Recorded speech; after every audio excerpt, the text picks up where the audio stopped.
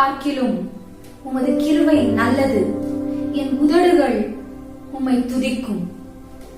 இந்த 5ஆம் நாள் ஜெபத்திற்கு உங்கள் அனைவரையும் இயேசு கிறிஸ்துவின் நாமத்தில் நாங்கள் வரவேற்கிறோம். ஜெபிக்கலாம்.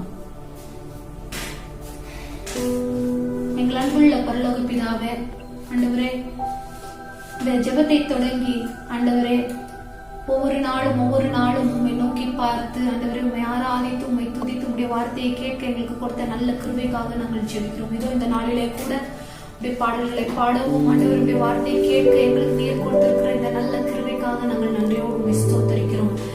இந்த ஜெபத்திலே வருகிற எல்லா துதி புகழ்ப்பா எல்லாமே உமக்கு சொந்தம். நீர் பெருகவும் நாங்கள் சிறுகவும் எங்களை ஒப்பு கொடுக்கிறோம். இயேசுவின் நாமத்தில் பிதாவே, ஆமென்.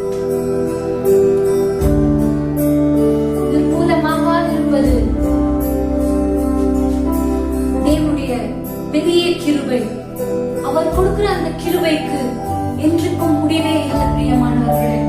ஆகையால் தான் அவரை நோக்கி நாம் பார்க்கிறோம்.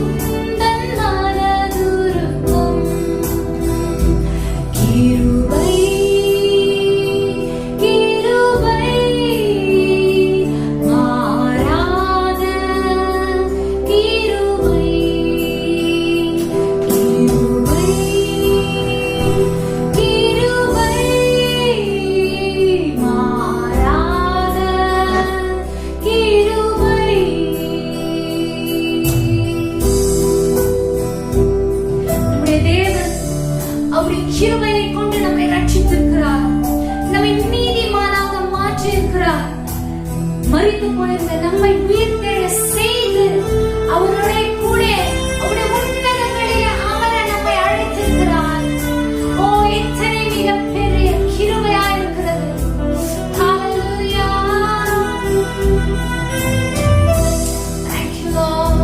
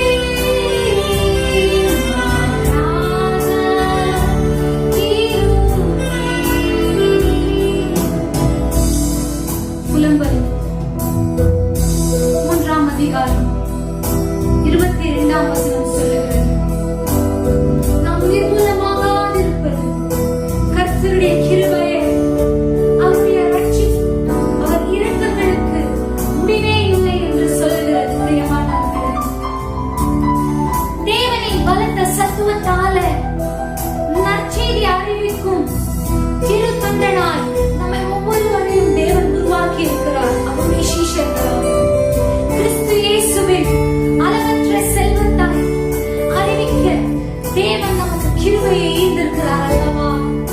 இது இந்த வாய்ப்பினை நாம் பிரயோஜனப்படுத்திக் கொள்ளுவோம்.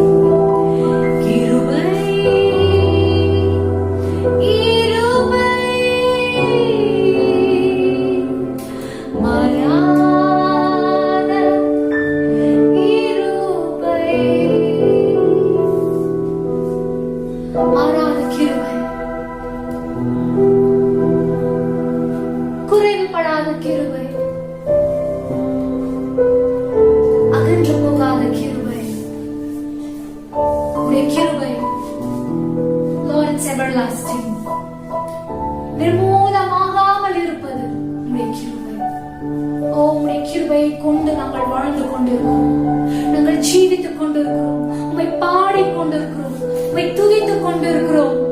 ஆண்டவரே, உம்மை அன்பு கூர்ந்து கொண்டிருக்கிறோம். நீர் கொடுத்த அந்த கிருபையை வைத்துதான் இவைகள் எல்லாவற்றையும் நாங்கள் செய்து கொண்டிருக்கிறோம். தொடர்ந்து உம்முடைய கிருபை எங்களுக்கு தேவை. உம்முடைய வார்த்தையை அப்பா நாங்கள் கேட்க உம்முடைய கிருபை எங்களுக்கு தேவை. உம்முடைய வார்த்தையை சொல்ல அப்பா உம்முடைய அப்பா போதகருக்கு உம்முடைய கிருபை தேவை. அப்பா இந்த உலகத்திலே வாழ்கிற எல்லோருக்கும் ஆண்டவருடைய கிருபை தேவை. Thank you for the grace. உம்முடைய கிருபைக்காக நன்றி. தொடர்ந்து ஆண்டவரே உம்முடைய கிருபையிலே நாங்கள் நிலை நிற்க எங்களுடைய ஜீவத்தை அப்பா இந்த ஓட்டத்தை ஓட உம்முடைய கிருபையை கொண்டு நாங்கள் வாழ எங்களுக்கு கிருபையிலே ஈர்வேண்டு அப்பா. ஸ்தோத்திரம் ஸ்தோத்திரம் ஸ்தோத்திரம். தொடர்ந்து நாமத்தில் பிதாவே, ஆமென். என் சமூகம் உனக்கு முன்பாக செல்லும், நான் உனக்கு இளைப்பாறுதல் தருவேன் என்று சொன்ன ஆண்டவர் இது வரைக்கும் நம் அனைவரையும் நான் உன்னை விட்டு விலகுவதும் இல்லை, உன்னை கைவிடுவதும் இல்லை என்று சொன்ன ஆண்டவர் மலைகள் விலகினாலும் பர்வதங்கள் நிலை பெயர்ந்தாலும் என் கிருபை உன்னை விட்டு விலகாமலும் என் சமாதானத்தின் உடன்படிக்கை நிலை பெயராமலும் இருக்கும் என்று உன்மேல் மனதுருகுகிற கர்த்தர் சொல்லுகிறார் என்ற வார்த்தையின்படி நம்மை ஒவ்வொரு நாளும் அவருடைய பிரசன்னத்தின் எல்லைக்குள் வைத்து கிருபையாய் நடத்தி கொண்டிருக்கிறார். அந்த தேவன் நம்மோடு நடக்கும் போதே அந்த பிரசன்னத்தின் மகிமை அது வித்தியாசமானது. தெய்வீக நடத்துதல், தெய்வீக பிரசன்னம், தேவனுடைய ஆளுகை, இவைகளை நாம் அனுபவிக்கும் போது அது ஆச்சரியமான ஒரு அனுபவமாய் காணப்படுகிறது. பிரியமானவர்களே, இந்த 5ஆம் நாள் கூட ஒரு அரை மணி நேரம் தினமும் தேவ சமூகத்தில் செபிக்க வேண்டும் என்று இப்படி ஒரு எண்ணத்தை கர்த்தர் கொடுத்தார். நமக்கு சுய விளம்பரம் தேவையில்லை, நம்மை மற்றவர்கள் மெச்சிக்கொள்ள வேண்டும் என்கிற எண்ணமும் இல்லை, நமக்கு அது அவசியமற்ற ஒன்று. ஆனால் எங்கேயோ ஒரு மூலையிலே கோலார் தங்க வயலுக்கு பக்கத்தில் உள்ள பங்காருப்பேட்டை என்ற இடத்துல இருக்கிற ஒரு சிறிய சபையில் உள்ள நாங்கள் ஏதோ எங்கள் சபையில் உள்ள அன்பு பிள்ளைகளுடைய ஒத்துழைப்பினால இதற்கான பொருட்கள் எங்களிடத்தில் இல்லாவிட்டாலும் ஏதோ இந்த மொபைல் செல்போன்ல உள்ள அதை வைத்துக் கொண்டு நாங்கள் இந்த ஜபத்தை நாங்கள் செய்யும் போது ஒரு 1000 பேர் இதை கண்டு கற்றுக்கொள்வார்களா, ஒரு கூட்ட ஜனம் ஜெபிக்க முற்படுவார்களா என்ற ஆசைதான், ஆதங்கம்தான். மற்றவர்கள் செய்கிறார்கள் என்பதனால் இதை செய்ய விருப்பமில்லை எங்களுக்கு. எப்படியாயினும் கர்த்தருடைய பிரசன்னத்தை ஜனங்கள் உணர வேண்டும். வேதனையோடு இருக்கிற ஜனங்கள் விடுதலையை பெற்றுக் கொள்ள வேண்டும் என்பதுதான் இந்த உள்ளத்தின் இயக்கம். இந்த வாஞ்சைகளை கர்த்தர் நிறைவேற்றுவாராக. இந்த நாளிலும் நாம் தலை வணங்கி ஜெபம் பண்ணுவோம். ஒரு 7 குறிப்புக்கு கர்த்தருடைய சமூகத்திலே ஒப்பு கொடுப்போம். எங்கள் அன்பான தெய்வமே, நாங்கள் துதிக்கிறோம். எங்களுக்கு சமீபமாய் இருக்கிற தெய்வமே, நாங்கள் துதிக்கிறோம். எங்கள் நாவில் சொல் பிரவாததற்கு முன்னமே உங்களுக்கு இன்னது தேவை என்று உங்கள் பரமபிதா அறிந்திருக்கிறார் என்ற வார்த்தையின்படி நாங்கள் வாயை திறந்து உம்மை நோக்கி நாங்கள் பார்த்து ஜெபிக்கும் போது எங்களுக்கு நீங்கள் அனுக்கிரகம் பண்ண அற்புதங்களை செய்ய வல்லவராய் இருக்கிறதற்காக ஸ்தோத்திரம் ஆண்டவரே, ஸ்தோத்திரம். உங்க பிரசன்னத்துக்காக ஸ்தோத்திரம், உங்க இரக்கத்திற்காக ஸ்தோத்திரம், உம்முடைய தொடுதலுக்காக ஸ்தோத்திரம், உம்முடைய உந்துதலுக்காக ஸ்தோத்திரம், உம்முடைய ஆசீர்வாதங்களுக்காக ஸ்தோத்திரம். இந்த நாளிலும் முதலாவது மிஷனரி ஸ்தாபனங்களுக்காக நாங்கள் ஜெபம் பண்றோம். ஆண்டவரே, மிஷனரிகளாய் அழைக்கப்பட்டு தங்கள் குடும்பங்களை எல்லாம் விட்டு, தங்கள் இனங்களை எல்லாம் விட்டு கண்காணாத இடங்களுக்கு போய் அப்போஸ்தலனாகிய பவுலை அனுப்பினீரே, போகிற இடமெல்லாம் சபைகளை ஸ்தாபித்தாரு. அதை போல இன்றைக்கு ஆத்தும பாரம் கொண்டு பல தேசங்களுக்கும் வட மாநிலங்களுக்கும் போய் இந்த மிஷனரி ஊழியங்களை ஸ்தாபித்த தேவ பிள்ளைகளுக்காக ஸ்தோத்திரம். இந்த ஸ்தாபனங்களை ஆசீர்வதிக்க வேண்டும். நூற்றுக்கணக்கான ஸ்தாபனங்கள், தலைவர்கள் தியாகம் பண்ணி இருக்காங்க, வயசானவங்களா இருந்து மரிச்சிருக்காங்க, நிறைய ஊழியங்களை செய்திருக்காங்க. அவர்கள் விட்டு சென்ற அந்த ஸ்தாபனங்களுக்காக வேண்டுகிறோம். இந்த தலைவர்களை ஆசீர்வதியும், அவருடைய குடும்பங்களை ஆசீர்வதியும். அந்த தரிசனம் வங்கி போகக்கூடாதுப்பா. எந்த தரிசனத்தோடு இந்த மிஷனரி ஸ்தாபனங்கள் ஸ்தாபிக்கப்பட்டதோ அந்த தரிசனத்துக்குள்ளேயே ஒவ்வொருவரும் முன்னின்று இந்த ஊழியங்களை நிறைவேற்ற ஒவ்வொருவருக்கும் அந்த பலனை கொடுக்கும்படி நாங்கள் வேண்டுகிறோம். இந்த மிஷனரி ஸ்தாபனத்தில் இணைந்து பல கிராமங்களிலும் பல இடங்களிலும் போய் தனியாகவோ குடும்பமாகவோ தங்கி அந்த ஸ்தலத்தில் ஊழியம் செய்கிற அருமை கர்த்தருடைய பிள்ளைகள் மிஷனரிகளுக்காக ஜெபம் பண்றோம். அவருடைய குடும்பங்களுக்காய் வேண்டுகிறோம். மழை காலங்களிலும் மற்ற நேரங்களிலும் போதுமான வீடு வசதி இல்லாம, பாதுகாப்பு இல்லாம, குறிப்பா இந்த நாட்களிலே ரொம்ப கஷ்டத்துல இருந்து ஊழியம் செய்வாங்களே ஆண்டவரே, அவர்களுக்காக நாங்கள் பாரத்தோடு நோக்கி பார்த்து ஜெபிக்கிறோம். இறங்கும், அவருடைய குடும்பங்களுக்கு இறங்கும் ஐயா. அவர்கள் தேவைகளை சந்திங்க ஆண்டவரே, அற்புதங்களை செய்யுங்க அப்பா, பாதுகாத்துக் கொள்ளுங்க ஆண்டவரே. எங்களுக்கு பலன் இல்லையா, அவங்களுக்கு உதவி செய்ய பலன் இல்லப்பா. ஆனா மிஷனரிகளுக்கு நாங்கள் பாரத்தோடு ஜெபிக்கிறோம் ஆண்டவரே. இப்படி அங்கங்க ஊழிய செய்கிற பிள்ளைகளுக்கு நல்ல அறுவடை கொடுக்க வேண்டும். கிராமம் கிராமமாய் வீடு வீடாய் போய் கைப்பிரதி கொடுத்து சுவிசேஷத்தை அறிவிக்கிற ஒரு சிறிய சபையாய் அல்லது பெரிய சபையாய் ஊழியம் செய்கிற தம்முடைய பிள்ளைகளுக்கு வட மாநிலங்களிலே ஒவ்வொரு மாநிலத்திலும் ஊழியம் செய்கிற தம்முடைய பிள்ளைகளுக்கு நல்ல அறுவடை கொடுங்கப்பா. ஆத்துமாக்களை கொடுங்க ஆண்டவரே. இப்படி கஷ்டப்பட்டு நாம ஊழியம் செய்யறோம், ஒரு சந்தோஷம் அவங்களுக்கு உண்டாகட்டும், ஒரு பாதுகாப்பு அவங்களுக்கு கடந்து வரட்டும், ஒரு அற்புதங்களை அவர்களுக்கு செய்யும்.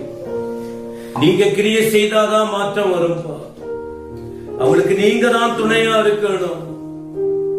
அவங்க ஒவ்வொருவரையும் நீங்க தான் ஆசீர்வதிக்கணும். மகிமை அவர்களை மூடட்டும். அடுத்து இப்படி கர்த்தருடைய ஊழியத்தை செய்கிறதான தமது பிள்ளைகளுக்கு விரோதமாய் எழும்புகிற தீவிரவாத இயக்கங்களுக்காக நாங்கள் வேண்டும். யார் யார் மிஷனரிகளை கொடுமைப்படுத்துகிறார்களோ, சபைக்கு விரோதமாய் எழும்புகிறார்களோ, இதனுடைய முக்கியத்துவம் தெரியாமல் மனுஷீகத்துக்கு இடம் கொடுத்து சாத்தானுக்கு இடம் கொடுத்து செயல்படுகிறார்களோ, ஆண்களாய் இருக்கட்டும் பெண்களாய் இருக்கட்டும், தீவிரவாதிகளாய் இருக்கட்டும் மற்ற இயக்கமாய் இருக்கட்டும், அவர் ரட்சிக்கப்பட வேண்டுமே. அந்த இயக்கத்தை சார்ந்த தலைவர்கள் ரட்சிக்கப்பட வேண்டுமே. அந்த மக்கள் ரட்சிக்கப்பட வேண்டுமே. கர்த்தராகிய இயேசுவை அவர்கள் அறிந்து கொள்ள வேண்டுமே. தங்கள் வாழ்க்கையை ஒப்பு கொடுக்க வேண்டுமே. தேவன் அவர்களுக்குள்ள கிரியை செய்ய வேண்டுமே. எப்படி செய்ய வல்லவராய் இருக்கிறதற்காய் ஸ்தோத்திரம். இந்த மிஷனரிகளாய் போய் ஊழிய செய்யற பிள்ளைகளுக்கு இருக்கிற இந்த நோய் தொற்று இருக்குமானால் அதை மாற்றி போடுங்க ஆண்டவரே. விடுதலையா போய் 4-5 மாதமா ஊழியம் செய்ய முடியலையே, அவங்களுக்கு உதவி கூட கொடுக்க ஆள் இல்லையப்பா. அந்த நாட்கள்ல எப்படி அவங்க சாப்பிடுவாங்க தெரியல, எப்படி அவங்க ஆரோக்கியமா அந்த உடம்ப பாத்துக்குவாங்க தெரியல. எலியாவை போஷித்தவரு, தம்முடைய தாசர்களை நடத்தினவரு, கர்த்தருடைய பிள்ளைகளுக்கு இறங்குமையா. உண்ண உணவு கொடுங்கப்பா, இருக்கிற இடத்துல பாதுகாப்பு கொடுங்க ஆண்டவரே. அவருடைய பெருமூச்சு சத்தத்தை கேளுங்கப்பா. அவங்களுக்கு ஒரு அற்புதங்களை செய்யும், ஆசீர்வதியும். ஒரு முறை கூட வட இந்திய பகுதிகளில் அந்தந்த மாநிலத்தை ஆளுகிற தலைவர்களுக்காக ஜெபம் பண்றோம். ஞானத்தோடு ஆட்சி செய்யணுமே. கிறிஸ்தவர்களுக்கு பாதிப்பு கொடுக்காதவர்களாய் இருக்கட்டும். எல்லாரும் எங்களுக்கு முக்கியம்.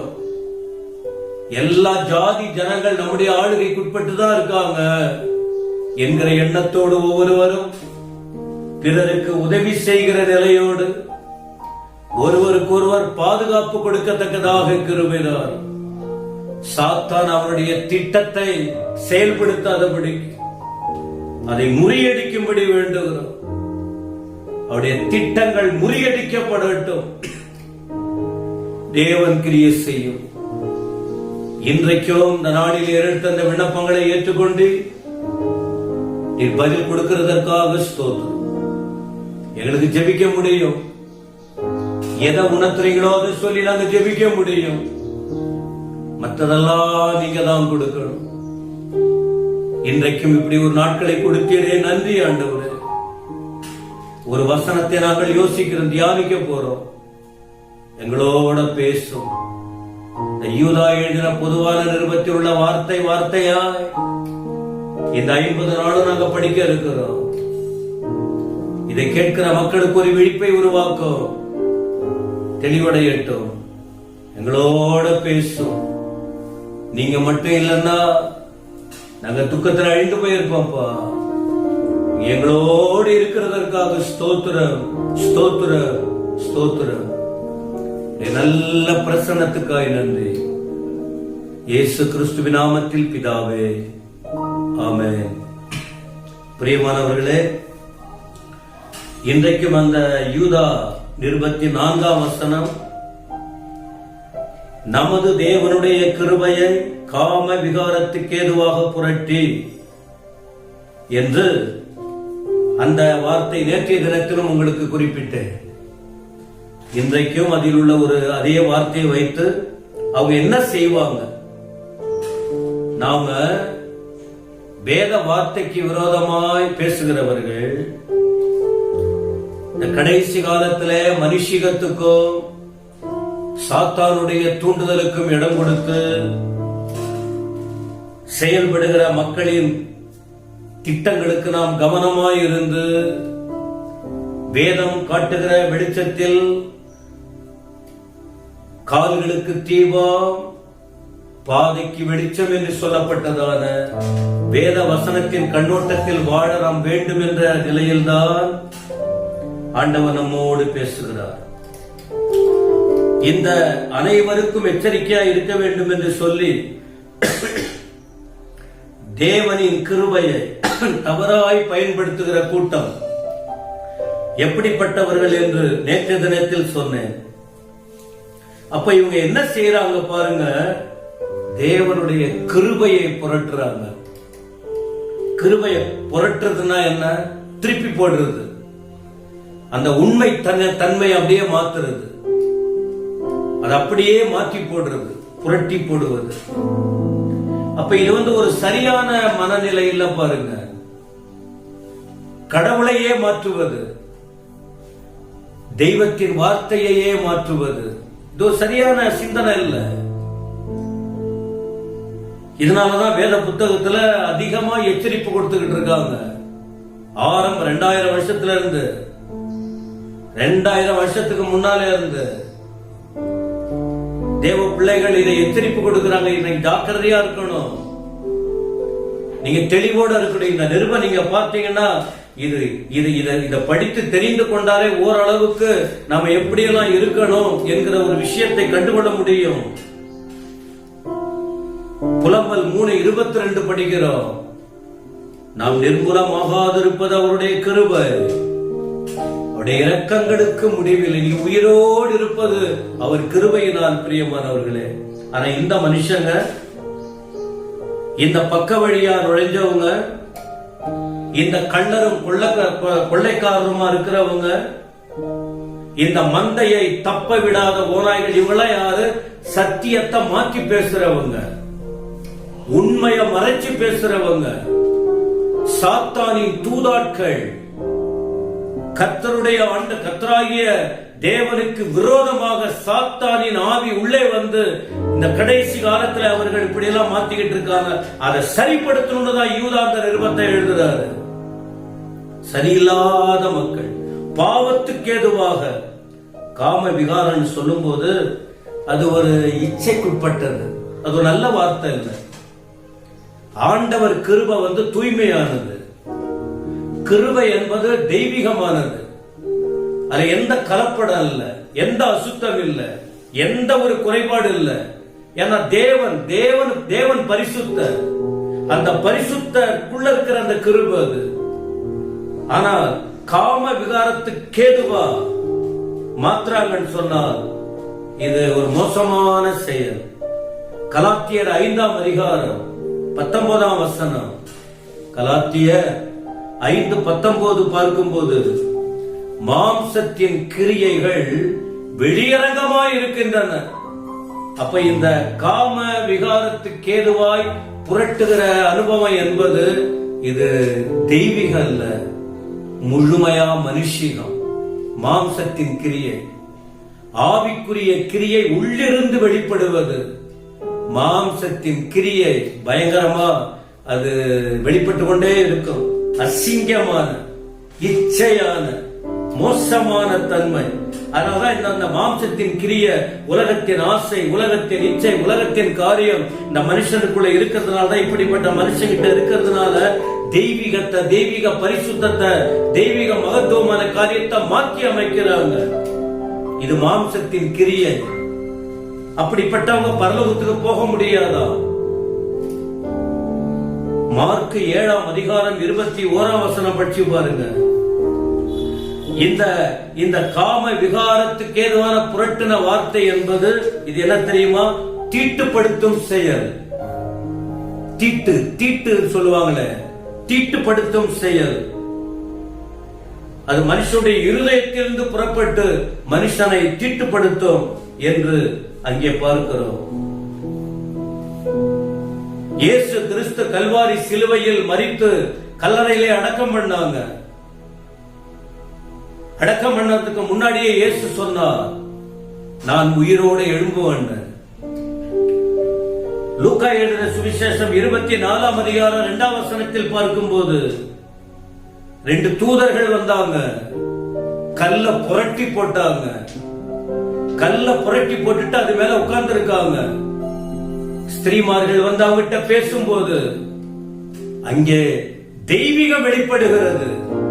ஆண்டவர் வார்த்தை நிறைவேறுகிறது. கல் புரட்டி போடப்பட்டது.